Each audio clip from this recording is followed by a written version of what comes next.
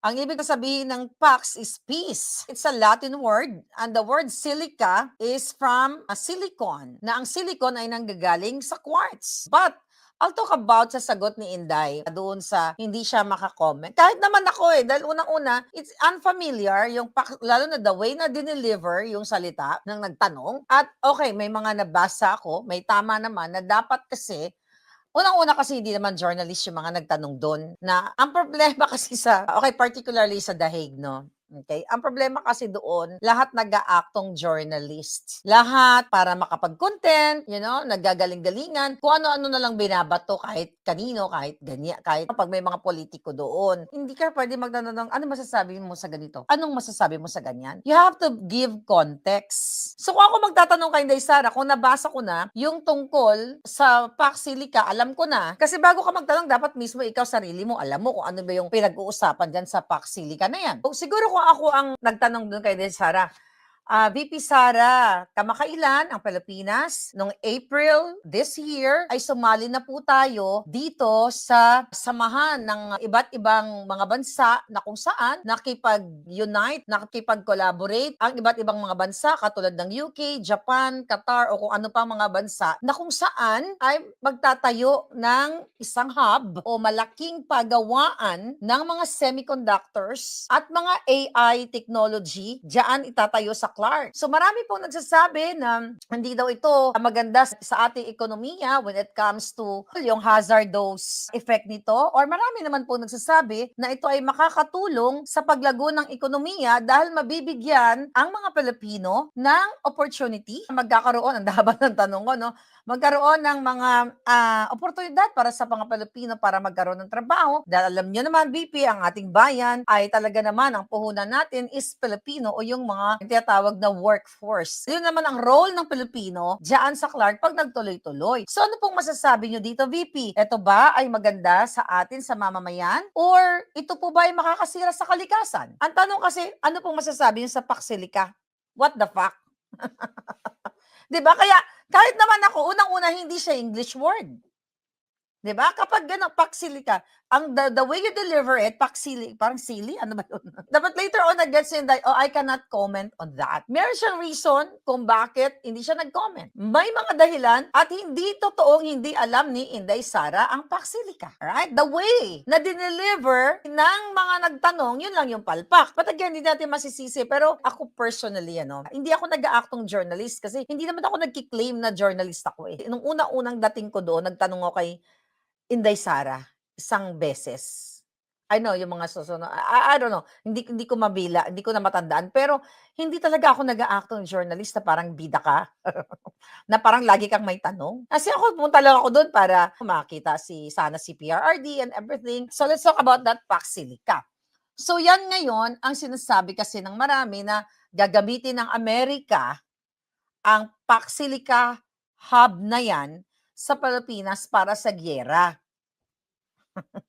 Possible naman talaga yun. Pero just being fair, alam na matagal-tagal tayo kay Bangag. My point of view, okay, this is my point of view about Paxilica after natin nalaman na late itong April 2026 lang nag-join ang Pilipinas. Honest to goodness, kung ito ay makakapag-develop, kung ito ay makakapagbigay ng hanap buhay sa mga Pilipino, why not? Kung yun ang intention, wala tayong pag-uusapan. Magbibigyan ng trabaho, kasi nga, kulang nga tayo sa trabaho, kulang tayo sa opportunities. This is a foreign direct investment, di ba? Foreign investment, which is kailangan nyo dyan sa Pilipinas. Pero ang pinaka-bottom line kasi, nito palang Paxilica na ito, ay nagsama-sama ang mga bansa para magkaroon ng progresibong ekonomiya, collaboration ng iba't ibang mga bansa, magkaroon ng hub, particularly kasi we talk about the Philippines, magkakaroon ng hub dyan para mag-develop ng AI, technology, AI, and semiconductor. Semiconductor saan ginagamit? Appliances, phones, technology, yung mga chips. Kung titignan mo, when it comes to economy, maganda kasi magkakaroon ng trabaho yung taong bayan, particularly dyan sa Clark. Okay, ano ba yung mga negative aspects nito? Pwede kasing magkakaroon diyan ng hub, siyempre factory 'yan, magkakaroon ng mga spillage, whatever, mga chemical kung hindi na nasusunod yung mga proper waste management, yung mga gano'n. Yun yung mga downtime nito, eh. Pero if you talk about economy talaga, na talagang para magkaroon ng oportunidad,